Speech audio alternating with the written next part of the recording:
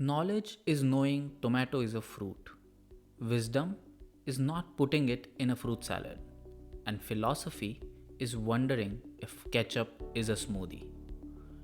Okay, this is not something I said. I definitely can't come up with something as deep and philosophical about a tomato. I read this from the book that I'm going to talk today, and it's called Masala Lab by Krish Ashok. If you are also amazed at this quote, just hold on. This book is filled with such delicious, witty quotes and fun facts about Indian cooking. Welcome to Books and Brew, and I'm your host, Mayur Ghadge. So, in today's episode, I won't follow my typical three idea structure, but will cover first a little background about the book and author, followed by some short ideas from the book that blew my mind or made my understanding about Indian cooking much better. So, let's dive in right away. So, first about the author, Krish Ashok. He's an engineer by profession and is quite active on Twitter with his very witty and intriguing tweets. Actually, that's where I stumbled upon him a few years ago. So, last year, while the world was locked down due to coronavirus, Krish Ashok started writing this book, which does an amazing job at explaining the science behind Indian cooking. It approaches Indian cooking through the lens of physics, chemistry, and makes it easy to understand the complexities of the ingredients we use in our Indian recipes. Like the author himself, I am also trained as an engineer and have spent a good amount of time in grad school trying to make some edible food for myself and my friends with least efforts and, of course, the best taste. But every time I opened up a recipe for something, I would lack an item or two in my minimalistic student life kitchen I had back then. And as lazy as all engineers are, I tried to cut corners in my recipe, and as a result, ended up being the guy in my apartment who excelled at doing dishes.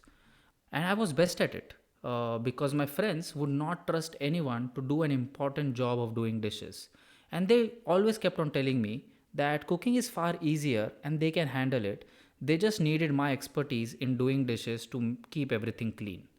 But after 5 years of excelling in doing dishes, I came across this book. And now, for some reason, cooking has become a difficult job in my apartment, which my friends have asked me to, or rather, I would say, requested me to take lead in. It's weird, and I wonder how that changed. So, this book will teach you to look at lime juice or tamarind juice not just as some sour ingredient, but as acids. It will teach you how can you replace an acid with another one in case you don't have it in your kitchen and still make an amazing curry. It will give you algorithms to make delicious Indian food with ingredients you have in your kitchen. It will give you some TIL lessons that will make your cooking faster and delicious. Trust me, when you are done reading this book and use the understanding while cooking, you will feel no less than a Sherlock Holmes, as the chemical reactions occurring within your food are unwinding in your mind while the food is being cooked in front of you. Okay, might be a little exaggeration, but you get what I'm trying to say. You'll be far more confident in your kitchen because you'll understand the science behind it and you'll come across a person who knows his stuff, and that's always good, right? So, first, let's look into the science of lentils. There is a common misconception that lentils are a great source of proteins. But 100 grams of our very own badly reputed maida has about the same amount of protein as 100 grams of cooked tur dal. So, how come lentils get this biased, respectable place compared to maida? So, the thing is, lentils are packed with way more nutrients and also have the advantage of harder to digest carbohydrates in them, which makes them a good source of plant based proteins. The two of the hard to digest carbohydrates in rajma cannot be digested by our digestive system and thus become food for the bacteria in our guts to produce gas and discomfort. But turns out eating fat producing beans is not a bad idea because it encourages the growth of diverse colony of healthy gut bacteria and you get a healthy gut in return. And there has been research that shows how your brain in your gut or the gut feeling has an influence over the actual brain in your head. And if you want to know more about the importance of gut feeling, I suggest look into episode 7 where I discuss the importance of trusting your gut feeling. Okay, let's not digress and get back to our lentils. As you know, chole or rajma are very difficult to cook and needs long pressure cooking to make them soft enough to eat. But if you add a pinch of baking soda to the pressure cooker, it will cook within half the time. Baking soda breaks down the hard substance that holds the plant cell walls together and accelerates the cooking of chole.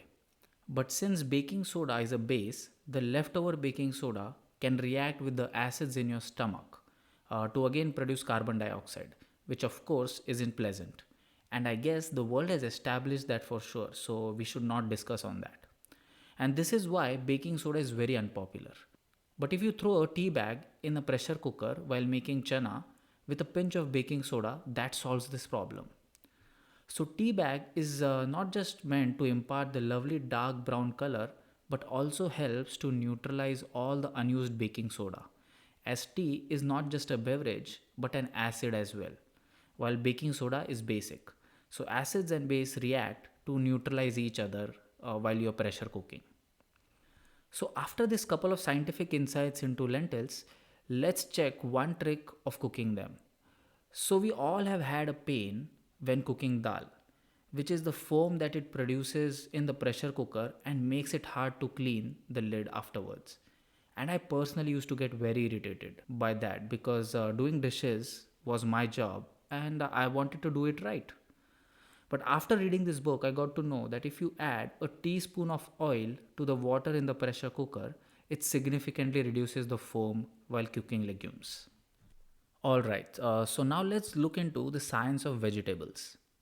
Unlike fruits, vegetables and herbs repel most insects.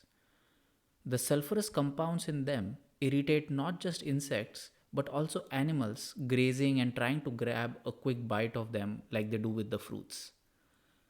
So, plants tend to leave some chemicals as defense mechanisms when they get a feeling of being under the attack from animals. And that's what imparts the amazing taste to the vegetables when we cook them. So, Krish Ashok in this book goes over their science and how to cook vegetables in the right way. By cooking, I mean right from how to dice the vegetables, when to add them to the pan, how much heat should be applied to them, and what oil to be used for cooking. And all of this is not given out as a recipe in the book, but it is explained with a scientific understanding behind it. A paragraph from the book on why organic food tastes better was just such a revelation to me personally, and I'd like to quote. A fascinating thing to think about is why organic vegetables tend to taste better than non organic produce. As we just learnt, flavor tends to be a function of how strong the plant's defense mechanisms against the predatory munchers are. If a plant is exposed to more pests, it will use more of its resources to defend against them and thus be more flavorful for us.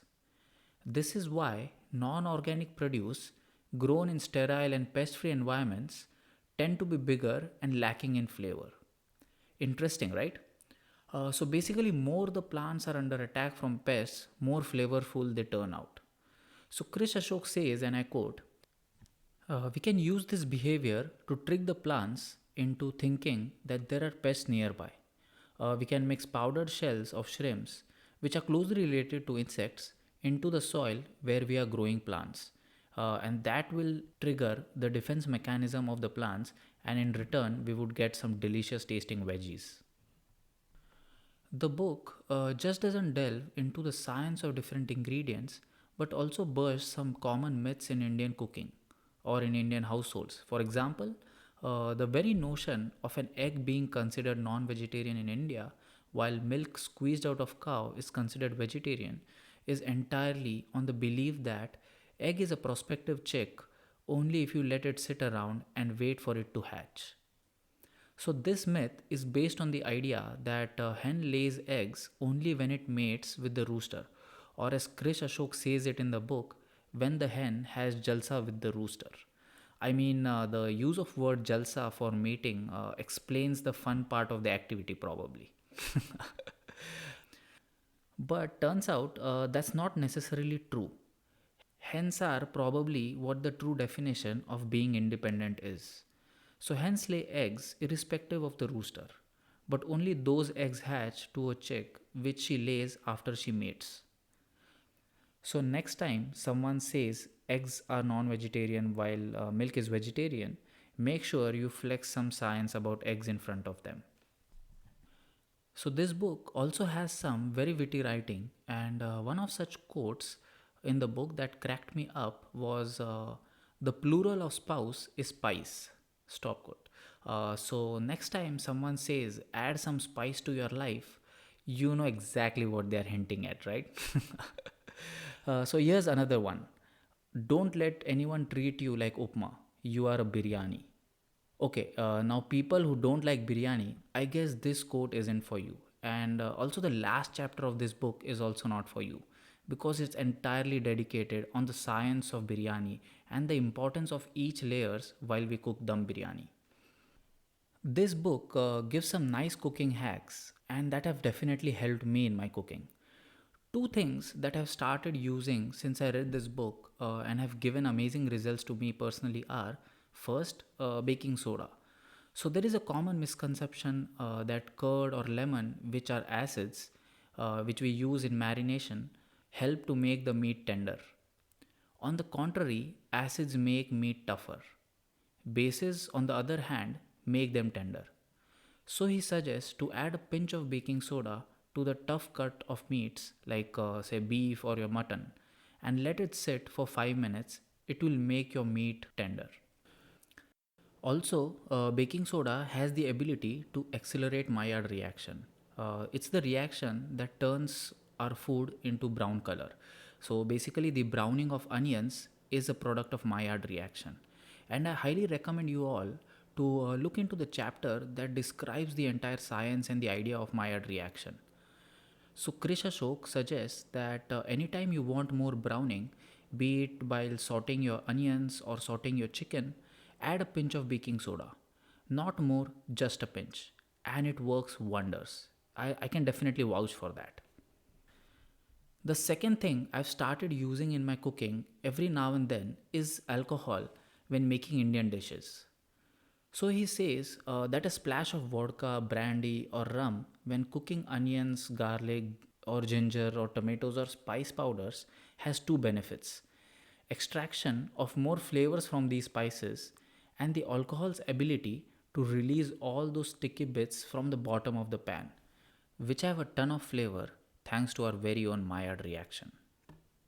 So he also suggests to add a splash of wine at the end of your dish along with some finishing spices that you add, like the coriander powder. It will amplify the effect of those spices when you eat. So, a small amount of alcohol can amplify flavor, but the alcohol is entirely evaporated because of the heat. So, basically, alcohol does its job of extraction flavors and vanishes. So, don't worry, your food will not be alcoholic. Indian cooking is all about tradition and flavor, and for most part is highly undocumented. So, okay, don't pounce on me. By undocumented, I don't mean to say that there aren't any recipes, but they are just too many, and that's the problem. Let's take biryani. We have Avdi biryani, Hyderabadi biryani, Ambar, Bengali, Talasiri, Chettinad, and I'm sure many more I might have definitely missed.